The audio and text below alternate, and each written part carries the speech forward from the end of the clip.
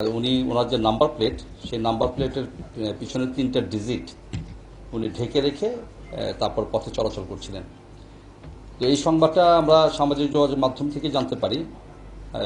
এটা 21 টেলিভিশন থেকে আমাদের কাছে এসছে, আমি দেখেছি প্রথমে। তারপর 71 টেলিভিশন এবং চ্যানেল 24 এটিকে প্রচার করেছে। আরও হয়তো কিছু গণমাধ্যমে এসছে।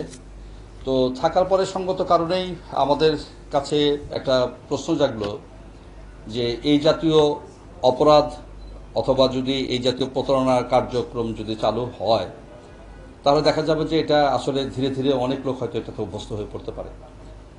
তো এরপরে আমরা এটি নিয়ে আলোচনা করি এবং ওই প্রতিবেদনটা যথেষ্ট পরিমাণ বিভিন্ন গণমাধ্যমে প্রচারিত হওয়ার পরে আমরা আসলে এটা নিয়ে কাজ শুরু করি।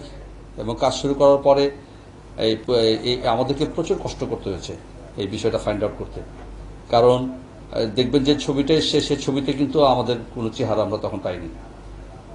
আমরা পরবর্তীতে যেহেতু রিপোর্টে পাইনি, কিন্তু আমাদের তো ঢাকা শহরের প্রচুর জায়গায় আমাদের সিসিটিভি ফুটেজ আছে।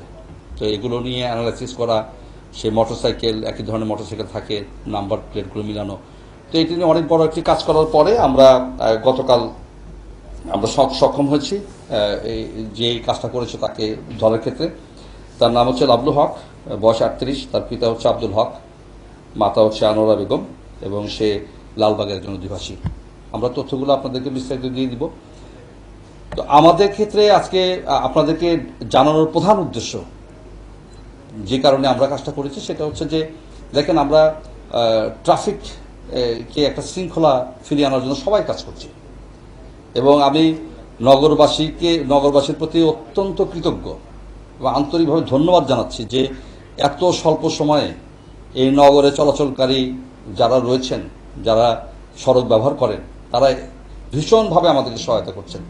আমরা আমরা আমরা ভেবে নিয়েছিলাম যে হয়তো আমাদের মাস 6 লাগবে যে এই অভ্যস্ততায় চলে আসতে, কিন্তু আমরা আশ্চর্য হিসাবে দেখেছি যে এটি জাস্ট 15 দিনের মধ্যেই আমরা একটা খুব বড় ধরনের একটা পরিবর্তন আমরা দেখতে পেয়েছি। এই পুরো কৃতিত্বটা কিন্তু হচ্ছে এই নগরবাসীর। ধীরে ধীরে সড়কে একটা শৃঙ্খলা ফিরে আসছে এবং আমরা চেষ্টা করছি। এবং আমাদের কাছে সবচেয়ে ভালো লাগার একটা দিক হচ্ছে যে ঈদের যে ছুটি গেল, তখন তো রাস্তা তো যানবাহন শূন্য ছিল অনেক ক্ষেত্রে, অনেকাংশে।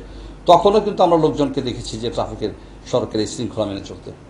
তো আসলে আমরা উন্নত বিশ্বের মতো এটাই তো চাই যে আমাদের সড়কগুলোতে শৃঙ্খলা ফিরে আসুক। কিন্তু এই সড়কের এই এআইকে ফাঁকি দেওয়ার ক্ষেত্রে যে এই অভিনব যে পদ্ধতি, এগুলোর ক্ষেত্রে সাধারণ মানুষের কাছে সুস্পষ্টভাবে একটা মেসেজ যাওয়া প্রয়োজন। সেটা হচ্ছে যে এটা আসলে কাজটা ঠিক হয়নি। আজকে যে লোকটাকে আমরা আমাদের স্পেশাল ম্যাজিস্ট্রেট আদালতে পাঠিয়েছি, আমরা ইতিমধ্যে শুনতে পাচ্ছি যে, আমি এখনো কাগজটা পাইনি, পেলে আপনারাও পাবেন, যে তার এই ক্ষেত্রে 1 মাসের কারাদণ্ড এবং একই সঙ্গে আইনে যেটা আছে অর্থদণ্ড, উভয় দণ্ডই তাকে দেওয়া হয়েছে। তো এক্ষেত্রে আমাদের মেসেজটা খুব স্পষ্ট এবং আমরা খুব বিনয়ের সঙ্গে নগরবাসীকে বলতে চাই যে দয়া করে আমাদেরকে সহায়তা করুন। আপনাদের যদি সহায়তা আমরা না পাই, তাহলে আমাদের একার পক্ষে এটি করা আসলে কোনো সম্ভব না। আর যে ব্যক্তিটি করেছে, আমরা ইচ্ছা করলে নিয়ে আসতে পারতাম, আপনাদের সামনে হাজির করতে পারতাম। এটিও আসলে আমরা চাই না। কেন চাই না? যে কোনো বিচারের সঙ্গে আমার কাছে মনে হয় যে মানবিকতার একটা সম্পর্ক থাকা উচিত।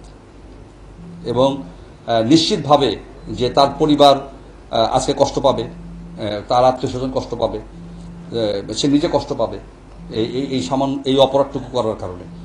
তো আমরা সবার কাছে একটা মেসেজ দিতে চাই যে মামলার সংখ্যা বাড়ানো, কাউকে বিচারের গোড়ায় দাঁড় করানো, কাউকে সাজা দেওয়া, এটি কিন্তু আমাদের কোনো উদ্দেশ্য না। আমাদের প্রধান উদ্দেশ্য হচ্ছে যে সবাইকে সচেতন করা, যে আমরা নিজ থেকে যেন আইনটা আমরা মানার চেষ্টা করি। তারপরও যে ব্যত্যয় হয় না তা না, ব্যত্যয় তো হয়, এবং ব্যত্যয় যেখানে হবে সেখানে কিন্তু আইনের প্রয়োগ অত্যন্ত কঠোরভাবে আমরা এই জিনিসটা দেখব।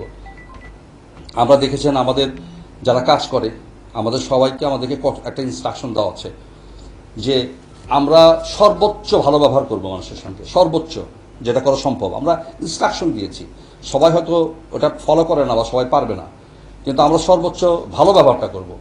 কিন্তু আইন প্রয়োগের ক্ষেত্রেও আমরা সর্বোচ্চ কঠিনটাই থাকব। তো সেইভাবে আমাদের যাত্রাটা মাত্র শুরু হয়েছে, নতুন একটা প্রযুক্তি এসছে, মানুষ অনেক চেষ্টা করবে অনেক কিছু করার জন্য, কিন্তু আমরা সার্বিকভাবে সবকিছু সহায়তা চাই। আর আমি ভীষণভাবে কৃতজ্ঞ আমাদের ডিএমপির যে সিটিটিসি রয়েছে, আমার পাশে বসা যে আছে সে ডিসি সিটিটিসি রাকিব, অত্যন্ত দক্ষ একজন অফিসার, খুব ভালো একজন অফিসার। মূলত সেই পুরো কাজটা করেছে, খুব অক্লান্ত পরিশ্রম করেছে।